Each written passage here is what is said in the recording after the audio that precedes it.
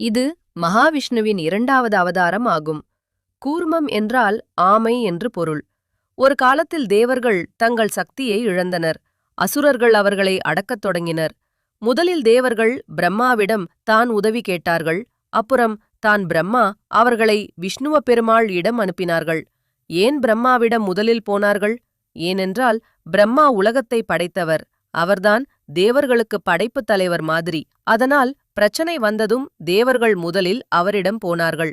அதற்கு பிரம்மா சொன்னார், இந்த பிரச்சனையை தீர்க்க விஷ்ணு பெருமாள் மட்டுமே முடியும். நான் அவரிடம் அழைத்துச் சென்றார். தேவர்கள் விஷ்ணுவை அடைந்தார்கள். தேவரெல்லாம் பயந்து போய் விஷ்ணு பெருமாளிடம் உதவி கேட்டார்கள். பெருமாளே, எங்களை காப்பாற்றுங்கள். விஷ்ணு சொன்னார், அமிர்தம் கிடைத்தால் நீங்கள் மீண்டும் சக்தி பெறுவீர்கள் என்று விஷ்ணு பெருமாள் கூறினார். தேவர்கள் அமிர்தம் எங்கே இருக்குது என்று கேட்டார்கள். அதற்கு பெருமாள், பார்க்கடலில். ஆனால் அது எளிதில் கிடைக்காது.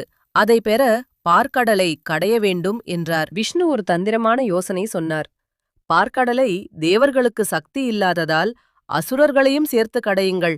அமிர்தம் வந்ததும் நான் பார்த்துக் கொள்கிறேன். தேவர்கள் அசுரர்களிடம் சென்று பேசினார்கள்.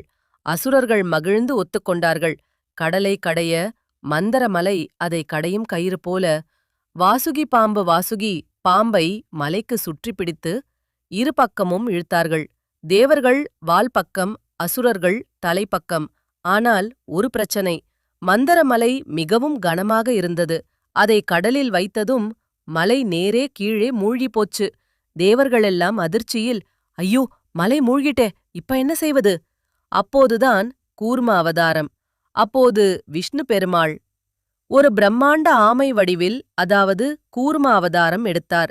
மிகப்பெரிய ஆமையாக கடலுக்குள் சென்று மந்தரமலையை தன் முதுகின் மேல் தூக்கித் தாங்கினார். மலை அசையாமல் நிலைநிறுத்தப்பட்டது. அப்போதுதான் பார்க்கடல் கடைதல் சரியாக ஆரம்பமானது. பார்க்கடல் கடைதல் ஆரம்பம். தேவர்கள் வால்பக்கம் பிடித்து இழுக்க, அசுரர்கள் தலைப்பக்கம் பிடித்த